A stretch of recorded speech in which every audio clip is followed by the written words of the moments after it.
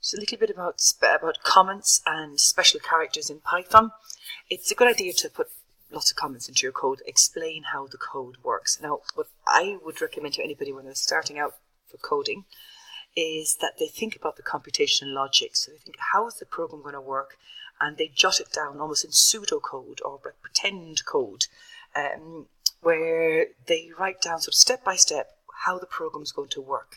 Now, what I would recommend that you do is that you put that into your empty file using comments. So use the comment symbol, which is the hash, followed by each line of your pseudocode, and then you can fill in the gaps underneath. It just, rather than trying to determine how is it going to work at the same time you're learning how to code it, think about how it's going to work first, or design it first, put the comments in to help you remember where you are, and then put the code in later.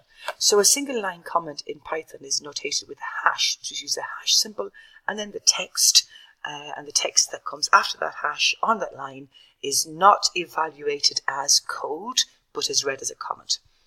If you want to have multi-line strings, we use quotation. So quotation, quotation, quotation. So 3 quotation symbols, then all of our text over several lines, and then we end it with the triple quotation at the end. So that's a multi-line comment. Normally you'll see, if you're looking at other people's code, and as you start to write code properly, I suppose, you'll see the very first line in the code is often this, or some slight variation in that depending on the version of Python.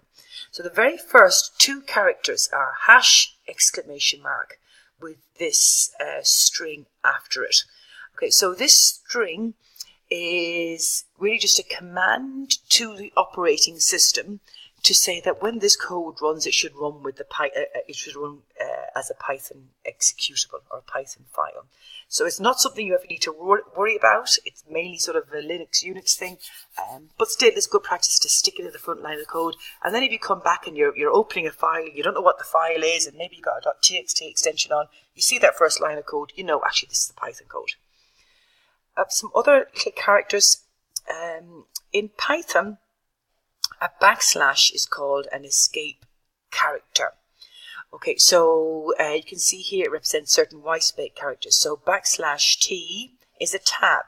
So if I do print first name, \t last name, it'll print first name, put a tab mark in, and then the last name. So it's really nice for aligning all your texts underneath if you want to do that.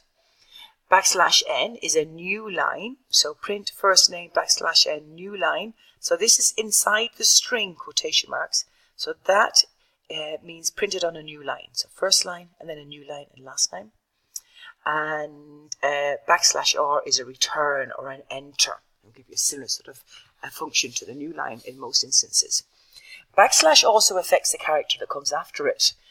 So if, for example, I want to have an apostrophe, and I start my string with an apostrophe, so I have print apostrophe. This is all my string, and that's my end apostrophe of my string. If it comes across an apostrophe in the middle of the string, it's going to abort. So it's going to think that is the beginning and that's the end of that string. So I'm going to get an error. So what I do is I put the \/ in, which means that the next character is an ordinary character. So \apostrophe will read the apostrophe as a normal text character as opposed to an end of line character, an end of string character.